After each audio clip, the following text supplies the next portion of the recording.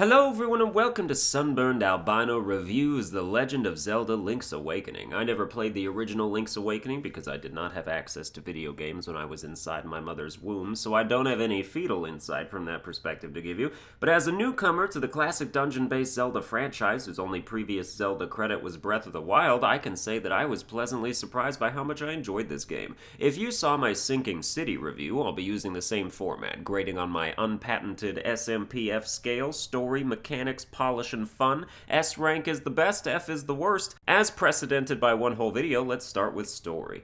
The world in Link's Awakening is nice to look at, and all the characters are appropriately darling. It gives you a jolly sort of atmosphere as you take on a light-hearted adventure where you can be impaled by spears or eaten by monsters, but like in a PG way, you know? As you take on the overarching narrative, which has Link running around solving dungeons to get keys, to get instruments, to wake up something called a windfish so we can get off the strange island he washed ashore of, you can also perform side tasks for the quirky and unique townsfolk. While you're progressing through the game, you're interacting with many different people and creatures, and it feels more and more like a valuable community to be a part of, to the point where I'm like, Link, you better gather up those instruments and toss them in the trash, because we ain't leaving. Everything you could ever want is right here. Villages of charming people, enemies to slay, dungeons to explore, a chick named Marin who pretty much immediately makes me not give a shit about Zelda. Just stay here, bro. The past is the past. We're in the present now. But that's a testament to how good the world is. You don't want to leave. I give the story a B, because while the actual narrative itself is whatever, the characters and setting elevate it. Now on to the mechanics. The progression arc for combat in dungeons is satisfying. Every dungeon has a new power-up halfway or two-thirds of the way through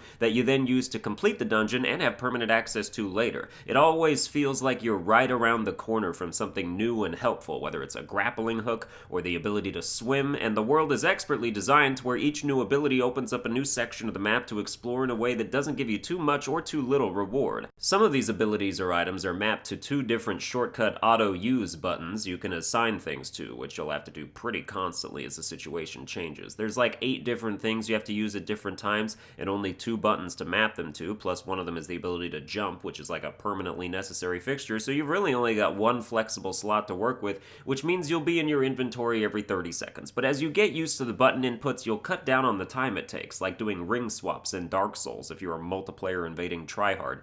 The game's got 2 difficulties, normal and hero mode. Hero mode makes you unable to gain hearts other than buying them or finding fairies to molest you on command, whereas in normal mode, hearts are dropped by enemies and assorted shrubbery. Hero mode also doubles all damage you receive, so if you're looking for a challenge, it's here, especially in the final hours of the game, which are absolute nonsense designed to make you take up smoking. But the difficulty is admittedly more about endurance than execution. It's about the game slowly wearing you down until you finally get a game over, rather than individual encounters that test your skills. In that sense, this game can be an effective torture device, and I recommend forcing prisoners of war to play it for hours on end if you hope to extract their secrets. The combat feels fine. Some enemies are weirdly immune to some attacks while weak to others that don't make sense. Like one enemy is completely invulnerable to sword attacks, but throw one boomerang at it and it vanishes instantly. Like, are you allergic to wood? How are you shrugging off steel like it's nothing and then dying from a splinter? This creates trial and error situations where you're just throwing everything you have at random enemies to figure out what'll actually kill them, and then taking a mental note because it's rarely obvious. I give the mechanics an A for how good the progression is at keeping things from getting too repetitive for the most part.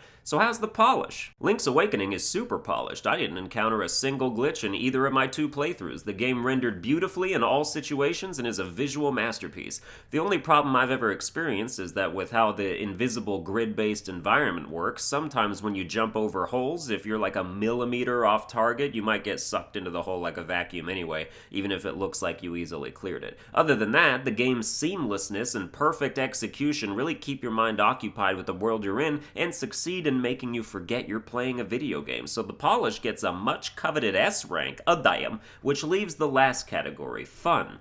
Link's Awakening is super fun, and I would say even near perfect for about 85% of the game. But once you hit those last 2 out of the 8 dungeons and the final boss, it starts to turn into a slogfest of frustration, trial and error, backtracking, and overall bullshittery. It stops being fun and starts being, oh my god, let me finish this damn game already so I can be done. But this doesn't tarnish the rest of the experience, and once you beat that boss and see the ending, you'll breathe a sigh of relief knowing that the first 8 or so hours you put into it were worth it. You probably won't want to replay it, and if you're more budget conscious than I am, you might want to wait for a sale if you don't want to spend $60 on a 10 to 12 hour single player game with no replay value. But I didn't regret my purchase at all, and I highly recommend it for anyone who likes the Zelda franchise or thinks they might start to. Link's Awakening gets an A rank in fun, which would have been an S if the last 2 hours didn't exist. But that's my review. You can see all the grades I gave it here and decide for yourself if it looks appetizing. I hope you enjoyed the review. If you did, you can like, share, and subscribe. Follow me on Twitter at Sunburned Albino, and I will see you guys next time.